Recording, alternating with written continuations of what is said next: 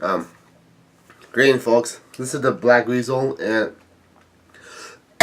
after a week-long break, this is my One Piece viewing of Chapter 882, and I'm reading this right now on Friday in the afternoon, so I'll go ahead and get right to it. The name of the chapter is called Beyond the Expectations of a Yonkou.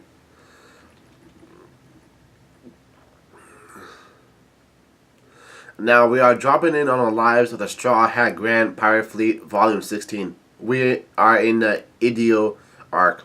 In the middle of our voyage on the boat we got from Olympus, it seems as though the two ships are being attacked by somebody.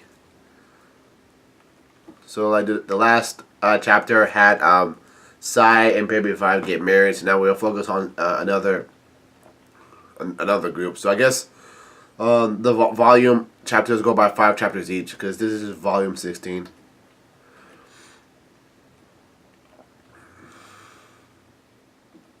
And this is a fan art of the big time pirates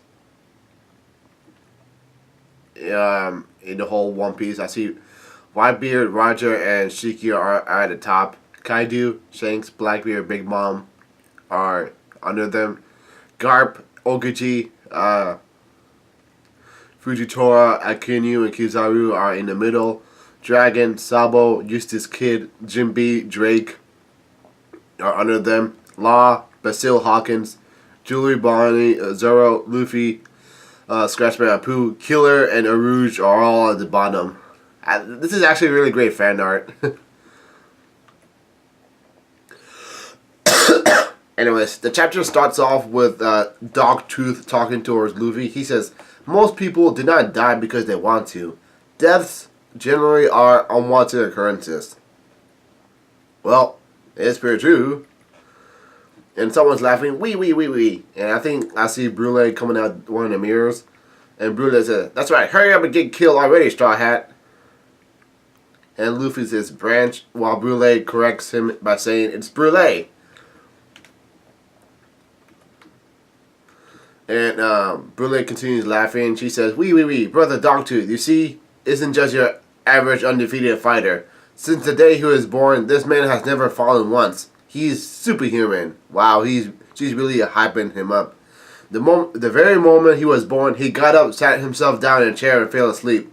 And from that legendary beginning, never once he has ever laid down. He looks down on the ground himself. He looks down on the ground itself. Dogtooth says, like, enough, enough, Brule. And Brule says, always gallant, calm-headed, and powerful. Everything about him is perfect. That's the kind of person our brother Dogtooth is. Wow, he must be really, really strong. Like, she was hyping him up just the same way one of the underlings of the Beast Pirates were hyping Jack up. He says that he has a $1 billion bounty. Like, and Brune said, he's the greatest fruit the Charlotte family tree has ever produced. I'm shocked that a lowlife like you has the gall to even challenge him. And Luffy says, shut up already. And Luffy punches, Luffy yells out, get lost, and looks like he's about to punch Brule. And Dogtooth grabs Luffy's hand and he says, don't you dare lay your hand on my sister. And Brule said, eek! And Brule says, brother, and Dogtooth grabs Luffy and he gets launched into another mirror. And trashes, and Dogtooth trashes Luffy's ass. Ugh! And once again, Luffy coughs up some blood. And Dogtooth inflated his right hand and has his trident has wielded his trident, and it looks like he's getting ready to impale Luffy. And looks like he's spinning his trident, and Luffy is shocked and surprised. And Dogtooth uses a move called Muchi Pounding. And he thrusts the trident into the mirror, and Luffy yells out, whack!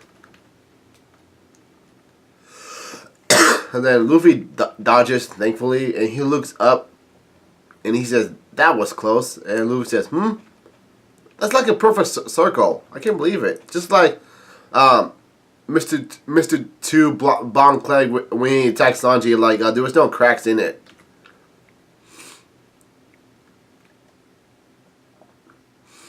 Anyways, someone yells out glint, and there's like a massive explosion of some type that happened right after Dogtooth's. No, there is an explosion. There's a thrust, and that happened to destroy the end part of where Dogtooth attacked. Anyways, Dogtooth explains that this spear is named Mole, and Dogtooth says, arms, legs. Tell me which parts of your body you don't need anymore. I'll chill them off. Oh, that's horrific. Like. Anyways, Brule says, his neck, brother. Start there. And Brule says, shut it. And Luffy says, shut it already, lady. And Brule says, wee. I heard everything, Straw Hat. I know about your rendezvous point. Oh, shit. And did she know about where Sanji and Nami group are going to meet up? And anyways, the scene has changed towards the inside. So now we are inside Big Mom territory at sea.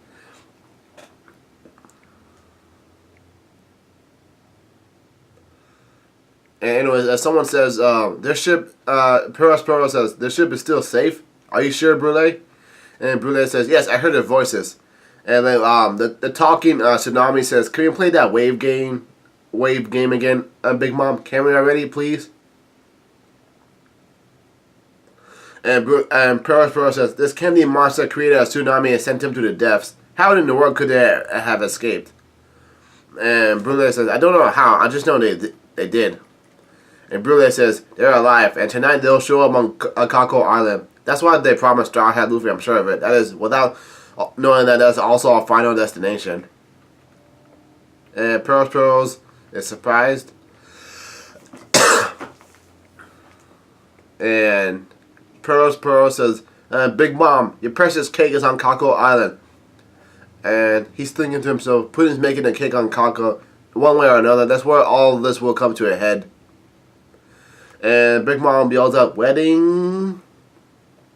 And it looks like Big Mom is sniffing, smelling something. And Peros says, huh? Wait a second. Where are you going, Big Mom? And Peros says, we can't afford to get sidetracked. That's Nuts Island. Their ship didn't go there. The cake was taken to Kako Island. But Big Mom's still suffering from her illness, so this is a lost cost. Like, that's not going to help. Anyways, the scene changes on Mirror Island, and so we are resuming the fight between Luffy versus Dogtooth. It's still on the way. Like, there's a bunch of yelling noises. Someone's yelling out, whack, gyach, and whoa. So looks like I think Dogtooth is still beating Luffy. And Dogtooth is getting ready to attack with another Muchi pounding. And he almost hits Luffy, and Luffy dodges out of the way. But Luffy is still... since Dogtooth can see the future, that doesn't help really well. And Luffy still receives the tipping point. But yo, you know what? He grabs his head and manages to duck himself from Dogtooth's spear attack. But his head ends up hitting the ground. So, that was good reflexes. Anyways, Dogtooth dodges once again. And Luffy says, damn it. He always attacks again in the direction I dodged to. And Luffy says, I'm getting twice as beat. And Dogtooth says, same here. People don't dodge my attacks this much. It's stressing me out. And Dogtooth uses another attack called Flowing Muchi. And Luffy says, this ground became Muchi. Just like... And then Luffy says, it's that thing Doflamingo did. Yeah, I remember that. It was just like when Luffy turned into Gear 4. And Doflamingo would turn the whole town into string. Now, over here, it's the ground turned into Muchi. And Dogtooth says, of course, my powers are awakened. And the Muchi has finally grabbed onto Luffy, unfortunately. And Luffy's biting his wrist. And oh my god. Dogtooth says, Gear 4th, I'm intrigued. Look, he really did see the future. Oh my god. I'm really not sure how Luffy's going to defeat a 1 billion berry person like Dogtooth. Ah man, the scene has changed. So the scene has changed towards Whole Cake Islands, the Sweet City. And someone says this is really weird when someone is yelling at war. Someone's yelling at war again, and it turns out that Mount Dior is saying, I can't get any information on the whereabouts of the Straw Hat's ship. What are the Sea Slug transmitters doing? There's enough in our network that you probably hit one if you just chuck the stone into the water at random. There's no way the ship can pass through that completely undetected. And Mount Dior says, shut up already, Peckhams. How long are you going to wail? And Peckhams yells out, roar. Oh my god. He died. I forgot that Peckhams is mourning the loss of Big Bro Pedro. Like he's really crying. It's kind of sad to see like when an animal is shedding tears. It's kind of sad. Anyways, Baron Tamako says, I feel his pain. After all, his lifelong friend and his mentor chose to die by self-destruction. And Mount Dior says, yeah, and he was our enemy. And there's a flashback of Pedro saying, the Straw Hat powers will be the ones to lead one day this world to a new dawn. And Tamako says, even I was a bit taken back, I'm more. And Baron Tamako says, I think back to Pedro as he was 5 years ago, crying and begging to be spared. That man saw fit to lay his own life to let those pirates set sail. And Mount Dior says, so what? And Baron Tamako says, I believe we may have severely underestimated Straw Hat Luffy, Osan. And Mount Dior says, yeah, right, pirates are no big deal. And Baron Tamako says, look at the ruins of Big Mom's castle strewn around you. Can you still say that? Oh yeah, he says look at the castle got destroyed right after the fact that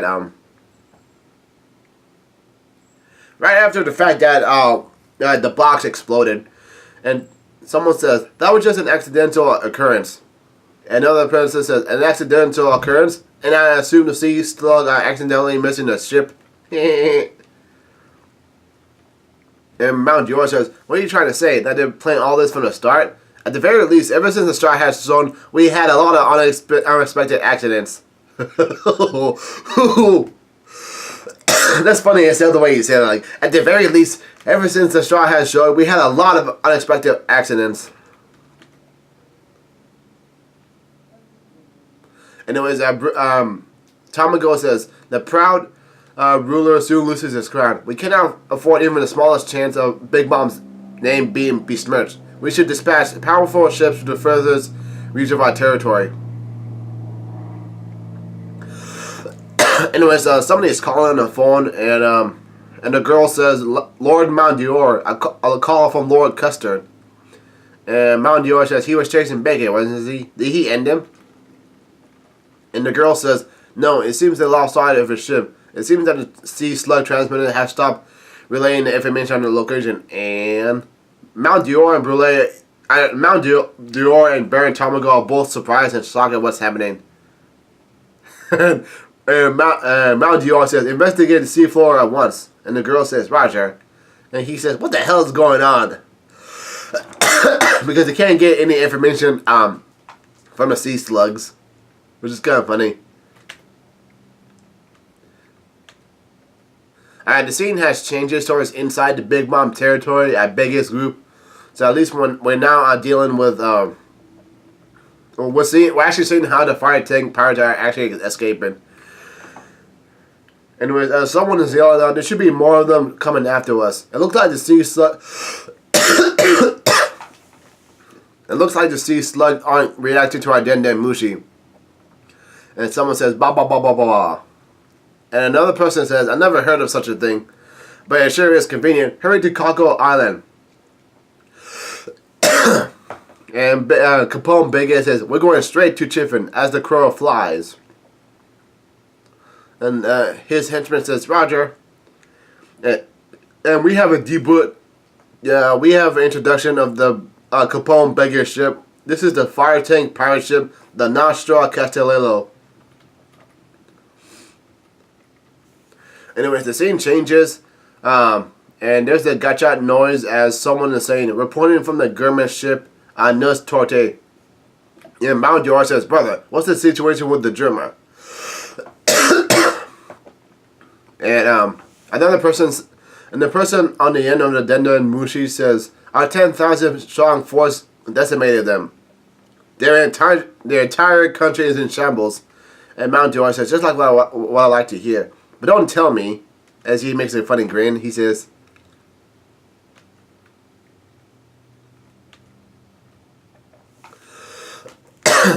and Mount Dior says, you didn't destroy the cloning system, did you? And someone is saying, of course not, those were what we're after, right? However, everything else is barely recognizable.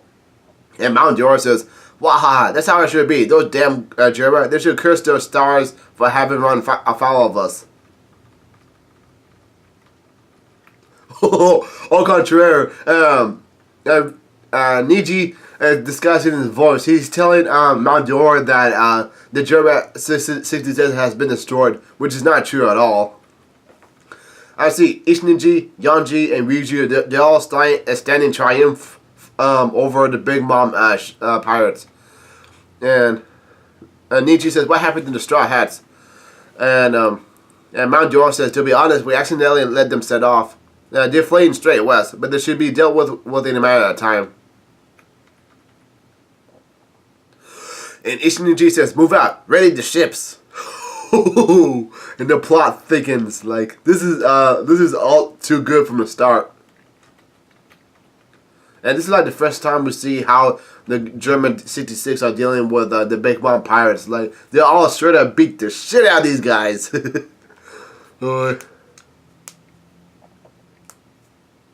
So I think that's it.